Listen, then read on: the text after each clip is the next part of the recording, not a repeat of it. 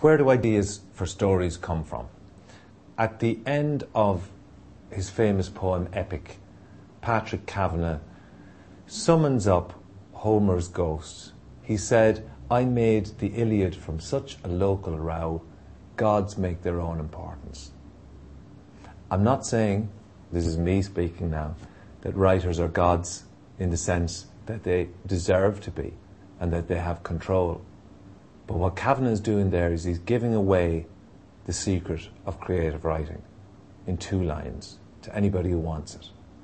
And the secret is zoom in, that the local row, the detail, is where the story will either work or fall on its face. If you want to tell the story of a gang of people in a rocket heading to the moon, you must tell the story of little Johnny, who used to be bullied in school, who's now an astronaut. How is he going to survive with 5 other people in a tin can at 14,000 miles an hour heading through space? The big story only makes sense and only affects anybody if you zoom in on the small one. There are ideas for stories everywhere. If you tell somebody you occasionally write stories, they'll say, "I have a great idea for a story." Or, "There's a novel I've been working on, though I haven't actually started to write it yet," etc., etc. The problem is that there are too many ideas for stories. But this is the biggest difficulty. I don't know where to start. I need to narrow it down. I need to figure out, in fact, what am I interested in? So one of the ways to do that is to react to things. So for instance, very often in my own case or in a workshop, I would suggest to people, turn the page of the daily newspaper until you find those little news in brief columns, where what you get is, today in the Philippines, a man had his leg bitten off by a crocodile in his kitchen. Full stop, end of news in brief. On to the next one. Now, I don't know what the motivation for the publishers putting those things in there, but they leave more questions unanswered than they answer, which is why they're useful. Because you have to ask yourself, why was the crocodile in the kitchen in the first place? What happened to the man afterwards? What happened to him before? In the story in the newspaper, he's just another statistic. He doesn't even have a name. What was his name? Is he the man that I think of immediately, this guy who's been living there all his life? Or was he a tourist? Was he somebody who was coming to visit a woman that he had a child with during the latter part of the Second World War and who never went back? Who was he? What has the crocodile got to do with that? Nothing yet. That's what I've got to see what's going on. Where does it fit in the story? In the newspaper, it is the story.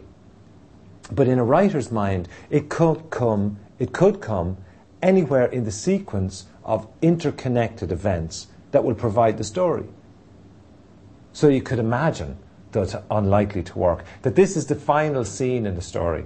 It's the story of Mr. X, the crocodile lover, who every day used to travel 14 miles on a bicycle on very rough terrain to see crocodiles in the local zoo. And then one day, somebody sold him a crocodile. Cut to the end of the story, he got his leg bitten off by that crocodile.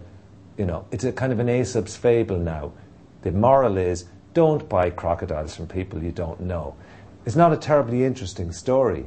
It's kind of flat. It kind of goes nowhere. So putting the big climactic scene at the end of the story is lazy.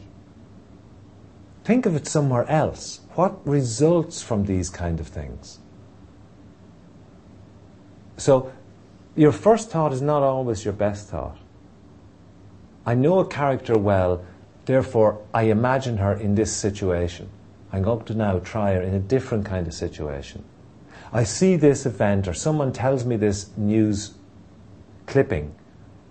I'm going to imagine it at different parts in the unfolding of a story, and it will change the dynamic of that story. So if stories are all around us, the stories that are most likely to get written are the ones we don't completely understand, the ones that bug us a bit. The family secrets. We look out the window here and every day we see the same little man, and he goes from the house over here or from the park across up the back way up to Dunnes Stores, and he buys a newspaper and he goes away again. You know, every town has a million stories like that, even if it only has 100,000 people living in it.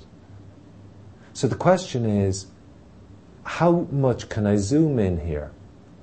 And how can I connect that to my story in the newspaper? I'm playing just a game at the minute to see if a story would emerge. Maybe it's not a crocodile. It's unlikely to be a crocodile given the climate. Maybe it's an Alsatian. Maybe it's a Doberman. He bought a Doberman. Why would a little old guy like that buy a Doberman? He bought a Doberman because the house of his neighbour had just been broken into, and now he's worried.